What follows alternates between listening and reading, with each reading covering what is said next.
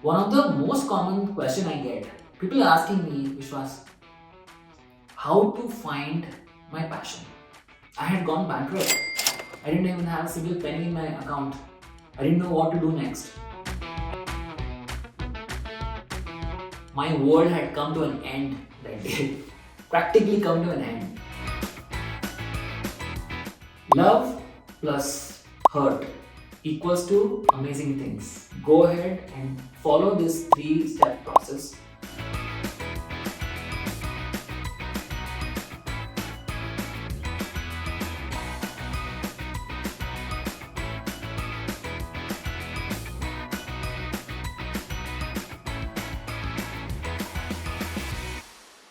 And this is something that I'm going to tell you, a foolproof formula that has worked beautifully for me and it continues to work.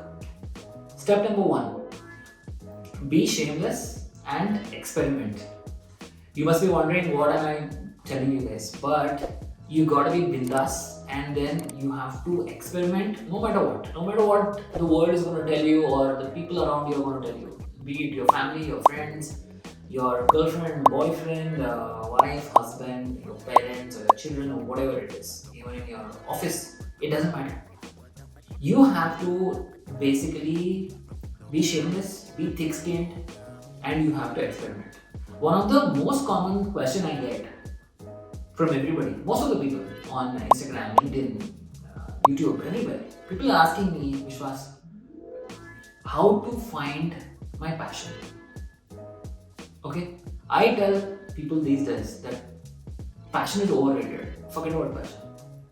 I ask them a very simple thing. Find what you're good at. Find what you love. That is most important. So, how do you do that? The most important thing you should do is you need to experiment. Go and do 5 things, 10 things out there. Okay, experiment. When you're in school, college, I did a bunch of things. I did like fashion modeling. I was a teenage entrepreneur. I wrote essays. I was to do some kind of literary stuff as well. And I was a placement coordinator. Basically organizing these events and everything. I was trying to figure out, okay, what am I good at?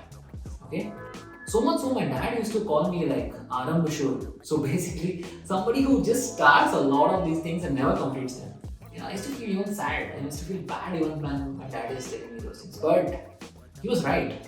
And today I am whatever I am because I didn't care about what really people said and I still kept experimenting. But then later, I started finding things that I was good at.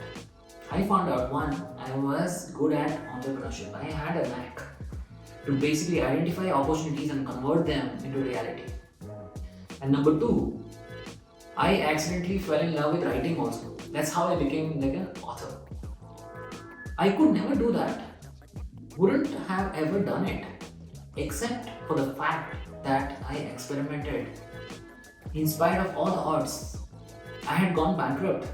I didn't even have a single penny in my account. I didn't know what to do next.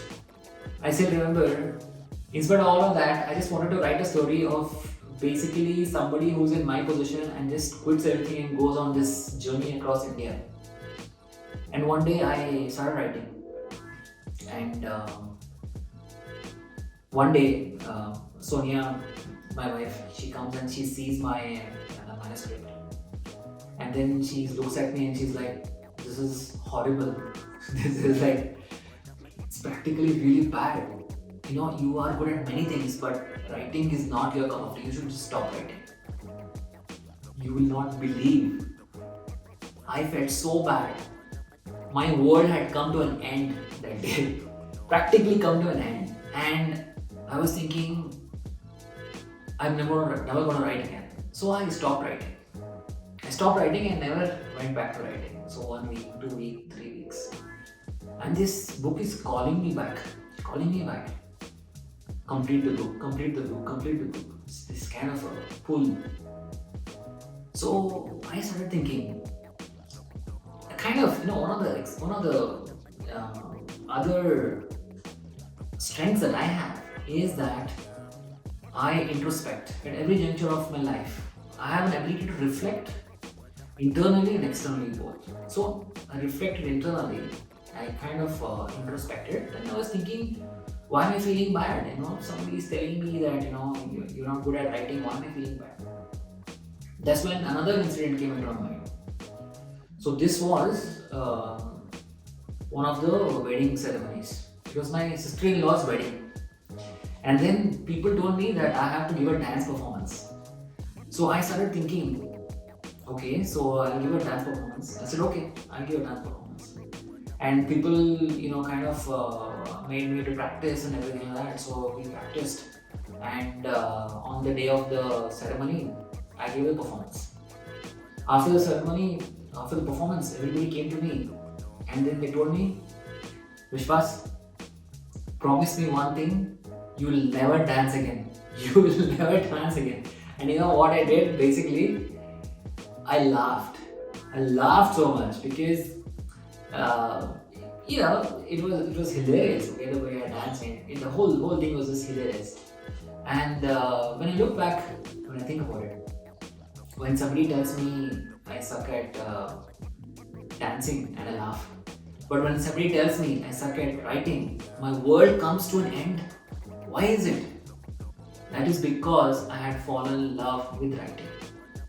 That day I decided that me as a writer is going to write for me as an audience.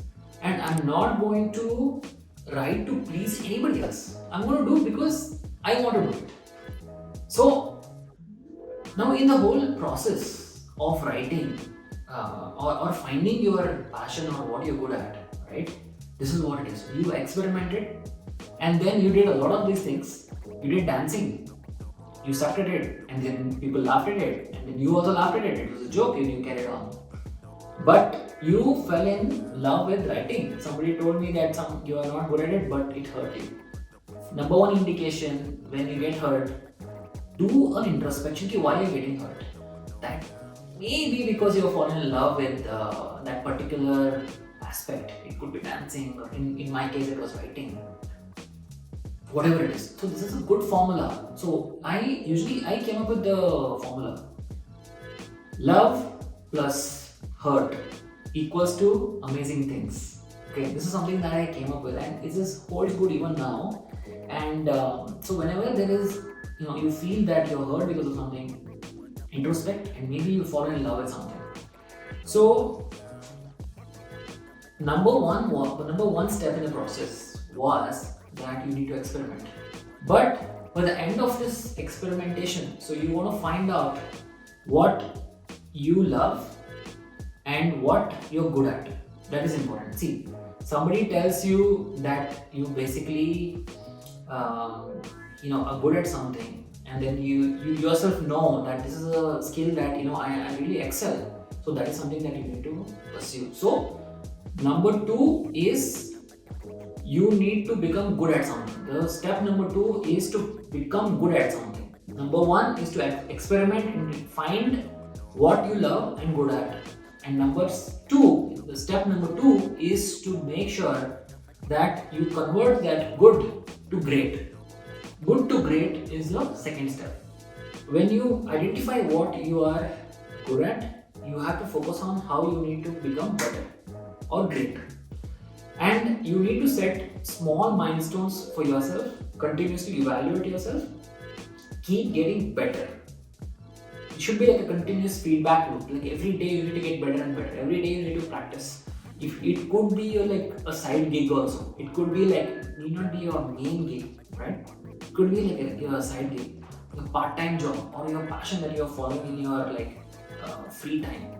Like how I'm although writing is my parallel career, I am like a very erratic writer. I'm like a weekend writer, or I write during the day. I'm like the entrepreneur, and during the night I'm a writer. Okay, so you need to find time for your passions.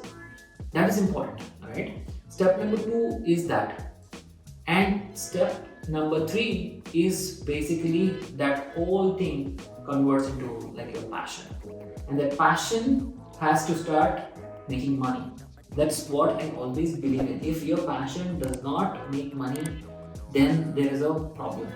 So, step number three is passion to money. That is important.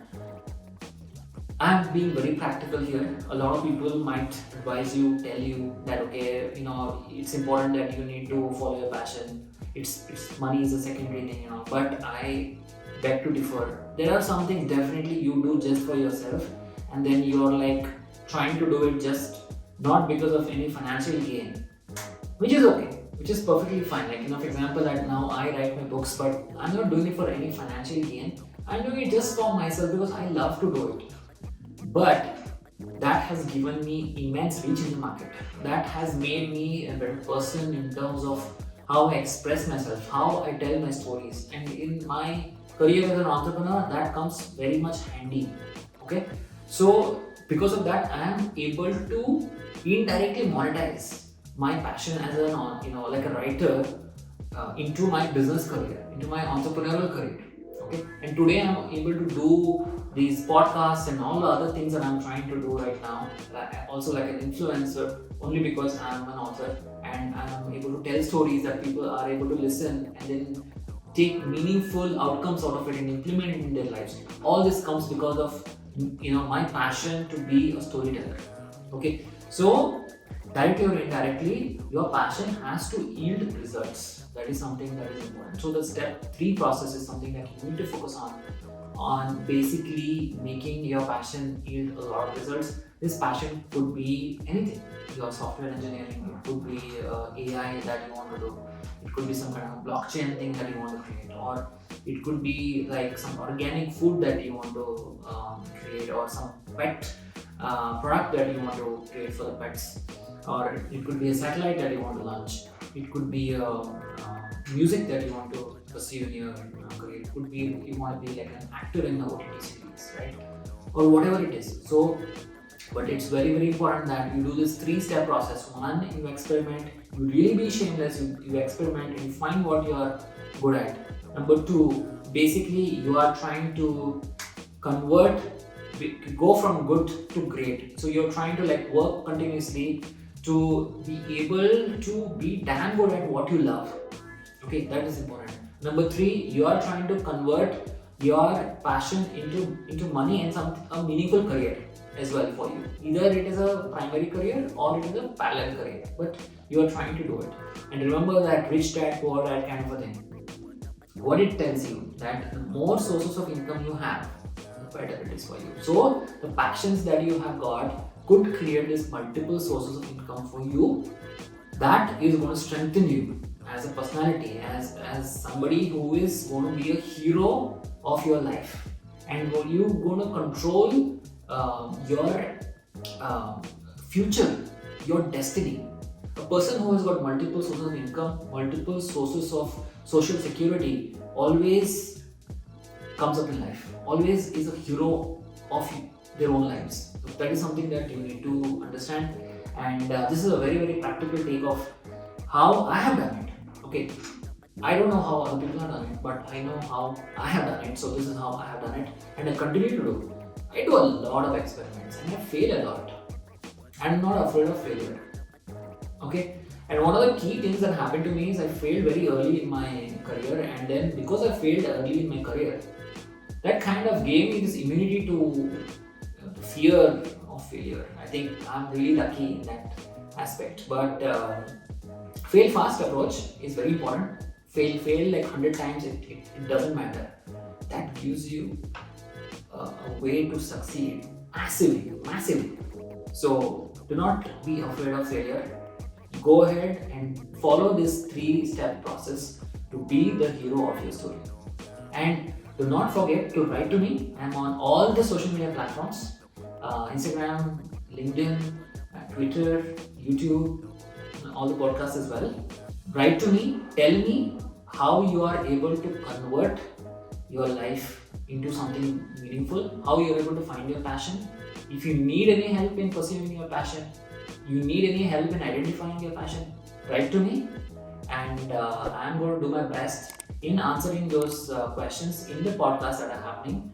in the coming days. And I'm also going to be getting a lot of my listeners on the show as well. So if you want to be a part of this podcast, please feel free to write to me, and I'm going to be responding. And thank you so much for listening to me today. And we're going to catch up very shortly next week with you on the Vishwas Mudagal show. Thank you so much. This podcast is powered by GoodWorks Angel Fund. GoodWorks Angel Fund is India's leading early stage VC fund. And for all the entrepreneurs and startups out there, log on to goodworksvc.in for your funding requirements.